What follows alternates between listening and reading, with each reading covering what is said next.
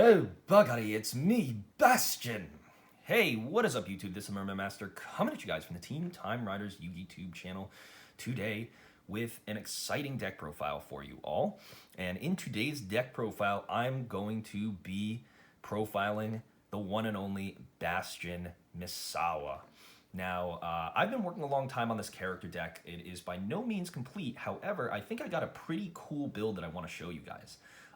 As you guys know, the Water Dragon cards are some of the most inconsistent cards in this entire game. Basically, it requires you to have like all three of your get-on monsters on the field to special summon the Water Dragon, and it's just really, really tough getting them out. So I tried to keep the deck, sort of the same flavor as Bastion while trying to make it as easy as possible to summon out your Water Dragon guys. So guys, I really hope you enjoy what I've got, and onto the profile. So, of course, starting things out, since this is a Bastion Misawa deck, we've got to have 3 copies of Hydrogeddon. Hydrogeddon is one of your best monsters in this deck because basically what it does is that when it destroys a monster by battle, you can special summon another copy of itself to the field. And this is not a once per turn effect, so theoretically if your opponent's got lower attack monsters, you can swing over them until all 3 of your Hydrogeddons get special summoned. Hydrogeddon pairs together, of course, with the one and only Oxygeddon. Oxygeddon is not really the same type of level of Hydrogeddon. However, it's really in here, mostly because what you want to do with this card is to use it alongside Hydrogeddon to special summon the Water Dragon with 2 Hydros and 1 Oxy. But when Oxy is destroyed by battle with a Pyro-type monster, it's got to be a Pyro-type monster, unfortunately, you inflict 800 damage of 800 points of damage to both players. So really, really weird effect, but kind of cool in its own way. So that's going to be those guys. Of course, this deck is greatly in need of some support. This card, I'm looking for a third, but I've got 2 copies of Duo Tyrion. And Duo Tyrion is a great card because what it does is it allows you to add any bonding spell or trap from your deck to your hand. Problem is, most of your bonding spell and traps suck, so it makes it tough to summon some of your monsters in this deck. And then if this card is normal or special summon, you can target a Hydrogeddon, Oxygeddon, or Duo Tyrion in your graveyard and special summon that monster to the field. So that's really, really good. Gets you a lot of advantage very, very early into the game. And now, of course, here comes the main monster in this deck is Water Dragon. And Water Dragon is kind of an interesting card because I like the concept idea with it, but it was just so poorly designed that never really, I don't think it ever really had any chance to take off. But basically, it's kind of, one of those Pokemon style, like water beats fire situations where when this card, basically you turn the attack of all fire and pyro type monsters to 0, and then you can attack over them and whatnot. And then when this card is destroyed and sent to the grave, you can take a 2 Hydrogeddon and an Oxygeddon and special summon them, which is really, really nice. Next is Water Dragon Cluster, the slightly better version of this card. And Water Dragon Cluster is better because unlike just negating fire or pyro types, it can negate all monster effects and turn their attack powers to 0 until the end of the turn when it's special summoned. And then what it also allows you to do when it's destroyed is special summon any 2 Water Dragon, ignoring their summoning conditions, from your hand and or deck in defense position. So this is really cool to trigger during your opponent's turn to negate a whole bunch of effects that they have on their field. And once that happens, during the end phase of the turn or, in chaining to some effect, you can tribute this card to special summon the 2 Water Dragons. So it not only takes them out of your deck, but it also will help you unclog and get some big monsters on the board. Next, since Bastion, you know him well. This was originally his card, a very popular card, but the Mathematician. Mathematician is actually one of the best cards in this deck because you have cards that rely on Hydrogeddons and Oxygeddons being in the graveyard, and without a card like Soul Charge that can miraculously get them all back, it's kind of troublesome to be able to consistently get things like Hydrogeddon on Oxygeddon to the graveyard. So Mathematician comes in really, really handy here, and he also helps you draw a card. One of the coolest cards to send off of Mathematician is Cabanedon, who, when he's in the graveyard, you can banish him to special summon a normal level or 7 or lower normal dragon type monster from your deck in face-up defense position. And he has also an effect that he gains 1,000 when he battles a fire monster, but you know, that's nobody really uses that effect, of course. But the monster you're going to summon is Hozanryu, the Diamond Dragon. And Hozanryu is really, really nice for defense position stuff and just sort of a chump block. He's got a nice 2,800 defense, but that was a combo that Bastion used in his duel against Jaden, which was kind of cool. One other card that Bastion ran was the one and only Volsrede, 1900 attack beater. Very, very solid card, and definitely something to consider running for all types of decks of this nature.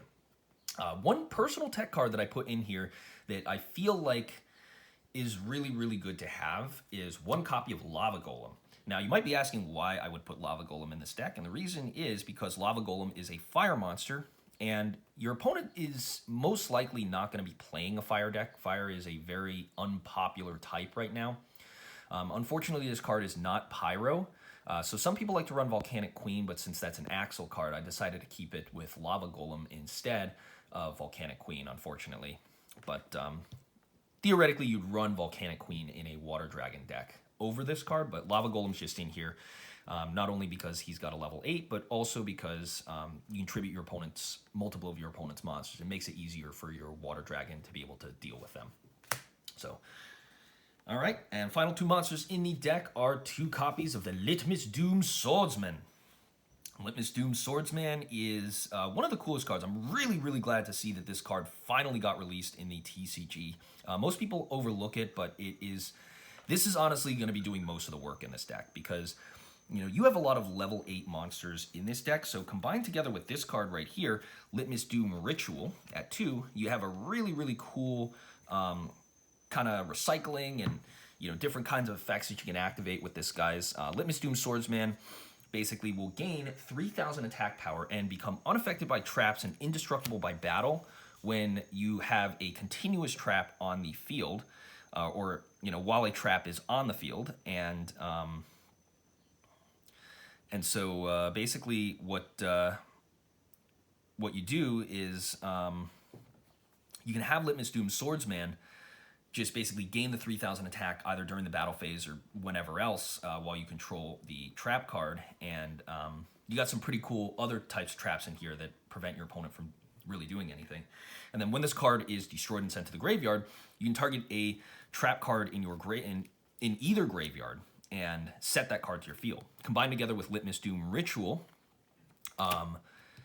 it's really, really good because you can then take a Swordsman and a Ritual, shuffle them back into the deck to draw 1 card.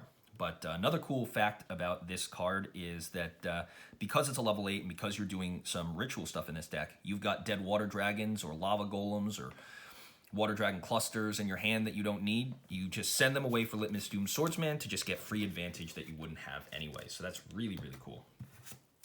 Now, of course, since most of the cards in here are dinos, and we're not going to want to run like the Soul Eating and Tyrannosaurus guys because that just overshadows the Water Dragon stuff. You got to have Fossil Dig in here. Searches level 6 or lower dinos, which means all of your Carbonetons, your Duoterions, your Hydrogeddons and Oxygeddons and blah, blah, blah, blah, blah. 1 copy of Pre-Prep of Rights, searches your Litmus Doom guys. 2 copies of Bonding H2O. This is, I'm trying to figure out a way to make this particular card work.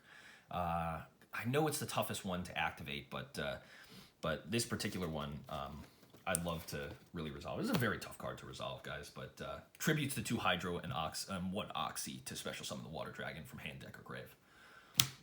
1 copy of Bonding D2O. I really, as I told you guys, I don't think the bonding cards are really that good, but Bonding D2O, it must tribute 2 Duoterion and 1 Oxygeddon in hand or on field, which that's crazy because you're always wanting to activate Duoterion to get different effects off, and you just want to send the card to the graveyard. It's it's a typical card to send to the graveyard, and Bonding D2O needs to have 2 Duoterions in your hand, but you use it to special summon a Water Dragon or Water Dragon cluster from your hand, deck, or graveyard, and that is treated as a special summon, and then if the water dragon or cluster is sent from the field to the grave, and this card is in your grave, you can add the card to your hand. 2 copies of Swords of Revealing Light. Let's be honest, guys, you're not really doing a lot of damage in this deck. You want to assemble boards, you want to get things done. Any kind of chump blocking ability that you could theoretically get, you will need to have for that. So Swords of Revealing Light is good in here. 1 Moon Mirror Shield, helps your Hydrogeddons run over things.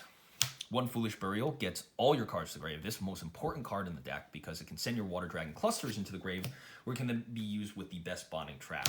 1 copy of Double Spell. Really, really good card. Discard a spell card in your hand that you're, I guess, not really using or whatever, and then you can target a spell card in your opponent's graveyard and activate it as your own. And finally, 1 copy of Wingbeat of Giant Dragon for those special Hyozan Ryu plays. Just bounce the dragon back to your hand and destroy all spell and trap cards your opponent controls. So really, really awesome card, and also keeps the Hyozan Ryu in your hand, so it can then be used as a material for Litmus Doom Swordsman's Ritual Summon. Now moving on to the trap cards. It wouldn't be a Bastion deck without Kasil from the Forbidden Spell, used against Jaden in his duel. Discard a spell card to negate a spell, and that spell cannot be activated for the rest of the duel. This has been side decked over the years in a number of different strategies, and is super, super good. Like, you know, I once activated this while playing against a Sky Striker deck and negated the engage, and he couldn't activate the engage anymore. He still wiped the floor with me because, I mean, this is a Bastion Masawa deck, but it was kind of cool being able to activate such an unexpected card like that, and momentarily, if only for a couple of seconds, to throw my opponent for a loop. 1 copy of Bonding DHO. This is the best bonding trap card. Basically, what it allows you to do is target 1 Duotyrion, Hydrogeddon, and Oxygeddon from your hand and or graveyard and shuffle them into the deck, and then special summon 1 Water Dragon cluster from your hand or graveyard. Now that it's when I say it's the best, I mean it's not actually that good, because it should have allowed you to special summon cluster from your deck. That would have made this card worth playing, and it would have made the deck a lot more consistent. But for now, you just have to rely on trying to figure out ways to search cluster to your hand that, you know, don't betray the strategy of what Bastion was sort of trying to achieve, and, you know, not running things like, you know, Atlantean Dragoons, for instance, to try and get the card to the hand. Because I'm trying to build a character deck here. I don't want to be running Atlantean Dragoons and dinosaurs and other things that Bastion never would touch. I want to, you know, preserve the image of what this character is supposed to be about. But then this card basically allows you to banish it, and then you can add a Water Dragon or Water Dragon cluster from your deck or graveyard to your hand, which is actually very good for adding Water Dragon from your graveyard back to your hand if it was sent there, so that you can trigger Cluster's effect, which must special summon exactly 2 Water Dragons to the field. Now, these are a little bit of an interesting card here. 2 copies of DNA Surgery and 1 copy of DNA Transplants. These will change the types and attributes, respectively, of monsters you're on the field, so you basically can change things from like fire to pyro type and stuff like that. These are also good for continuous traps to keep Litmus Doom Swordsman at 3,000 attack power, but they actually conflict very heavily with this deck, because it will change all monsters on the field to pyro or fire type. And unfortunately, guys, and this is really, really sad for me to say this, is that Water Dragon itself does not specify what side of the field gets affected by that fire or pyro effect, which means that through that effect, Water Dragon will also go to 0 attack power if he's out when the fire or pyro type monsters go to 0. So that is something to keep in mind, guys, when you're building this deck, to try and find some way to stop that. One of the best cards, of course, is Spirit Barrier. Great with Litmus Doom Swordsman, prevents damage on you when you control a monster.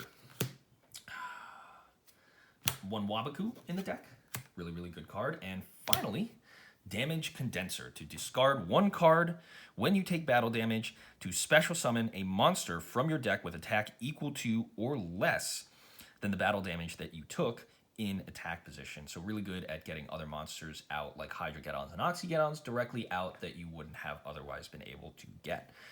And you don't really care too much about the discard.